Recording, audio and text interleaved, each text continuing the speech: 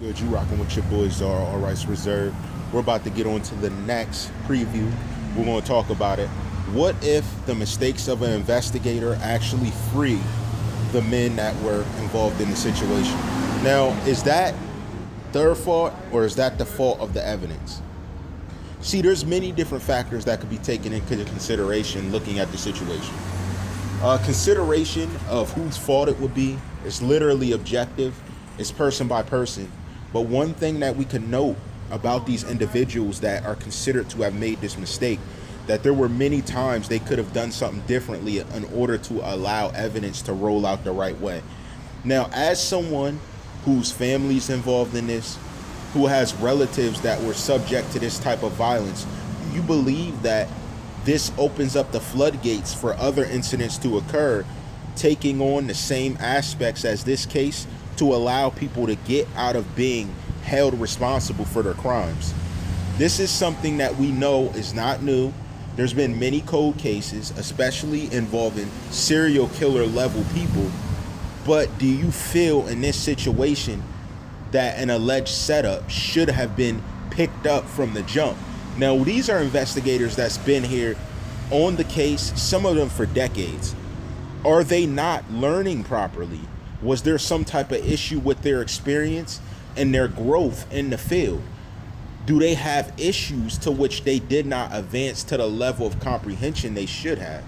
Or are these suspects just that good? Is the mastermind just that good that they really can't catch on to the way things are unrolling or how the case is unraveling? Now, this could be viewed in many different ways, but as we look at the evidence and how it was not properly looked at, as we normally see, you rush pictures up of these men. So, in honest, they could go defamation on you guys for rushing them in when they're declared innocent, and they can't be double whammy.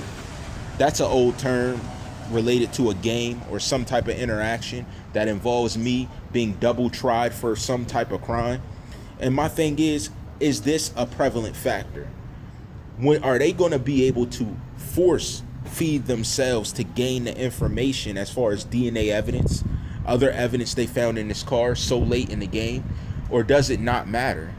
Does it matter to the point of accusations? Well, we know admissible evidence is what is going to be that's going to be able to take these men down that allegedly committed this crime, but did they actually commit it? Is there something that proves without a shadow of a doubt that these four individuals were on that crime scene at the time? Even though they were on video prior to the case, is that the only reason they were pulled into the case? Is there other details that are implicating these men as the offenders in the case? Are there other details that are implicating that these are the men that are solely responsible for Tentacion's death? If that's the case, and they're going to attempt to hold them responsible, can they give them each the max penalty, being the mistakes they made in the first place? Would you accept that? If you were a family member of these suspects, because we objectively look at things, would you accept the way that they did their investigation? Do you think there were prejudice in the case? Was there something that made it stand out to a certain degree where they directly targeted these men for some type of reason? Was there rationality used in the case? See, all of these are factors without a shadow of a doubt. Rationality is something that everybody calls fair. Were they fair to the suspects? Did they have video to implicate these suspects? If so, why is there such a rush to gain DNA off of evidence they found late when it should have been evidence they found at a certain point in time that was earlier than the time now given?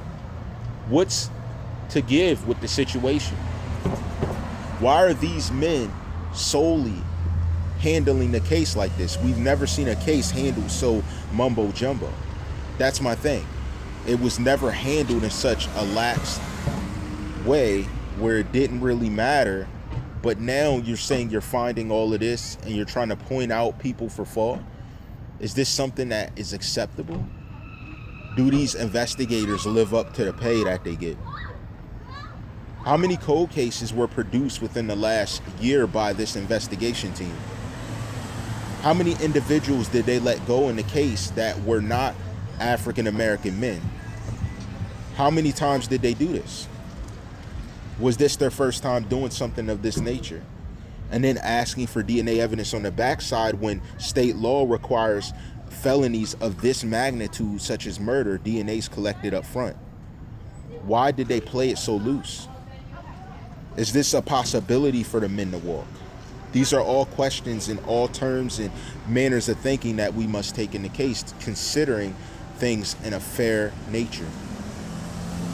Why are investigators now randomly saying they found evidence when we were asking if they had evidence up front and they claim to have evidence, but now the circumstantial evidence pops up once people start asking questions? Why is Dedrick D. Williams asking for a private investigator? Is he know he's the fall guy no matter what comes out, no matter what evidence proves against what's happening? Does he understand the implications of the cases that are being held against him, the charges that are being layered on top of his reputation? What's to give in the situation? Is there a way for them to back out the situation? Is Michael Boatwright going to receive the mental incapability that he asked for now that they found evidence in a relative's car? Is this relative going to be held responsible? All questions that build an objective point of view that we have not had answers to. Now, what is known is that these individuals have felonious past. Is that part of the reason why they're being targeted? Or is there an outright source of evidence that shows they're responsible for what happened to Tentacion? And if that's the case, why are they talking to these men this way? Why are they allowing them this much air to breathe? If you know somebody outright committed a crime, why are you giving this much room to them to make decisions and to move a certain way that could allow them to skate off the scene? These are all prevalent factors. There's many different factors, but these are all known factors that are working its way into the confolds. Now, we don't have answers for all of these questions, although we do understand that an issue exists. We do understand that a problem, without a doubt, is filled into the situation. What we do get is that these men are being indicted on charges. Where's the evidence to prove without a shadow of a doubt these individuals were involved if they were involved? What about Riva Motorsports? So was it get the 4 black men and let these businesses owned by people that aren't black survive? Because they were on the scene tainting evidence just as well as anybody else. So to say these men without a shadow of a doubt are responsible, that would be insanity. How many times have other people been held responsible for something someone else did? These are all very important factors, whether you realize it or not. Are they going to take time to investigate each of these factors that I named, let alone other ones that I probably know nothing of, since they have the evidence to fill out the factors? Why ask for everyone's DNA if a specific person's location was where the DNA evidence was supposedly found? Is there a reason behind this? Are the lawyers going to willingly hand over their people to this matter? Or are they going to find some loophole in the system that allows them to properly stand back and look at all the evidence? Is there going to be respect placed on these men's names? Are they going to respect their presence, or are they going to railroad them with evidence and an outcome without any other factor involved? See, these are all things that are going to play a part into the conviction of these men. Or if these answers aren't gained in some sort of way, even DNA evidence that conclusively adds these men to the murder of Tentacion, someone might walk. Can you consider the outrage if a suspect walks? Now, I'm sure they know about this. I'm sure without a shadow of a doubt this information is understood, let alone the fact that they might walk. But do you think that someone's going to be held responsible or not? A lot of times we have individuals who get locked up for stuff they didn't do and are let go for something they did do. Do they have the evidence to prove either way? Do they have some type of viewpoint to add to the situation to give clarity to what happened to XXX Tentacion? Who's going to bring up the evidence? Who's going to negotiate these men's freedom? Is there a way to do it?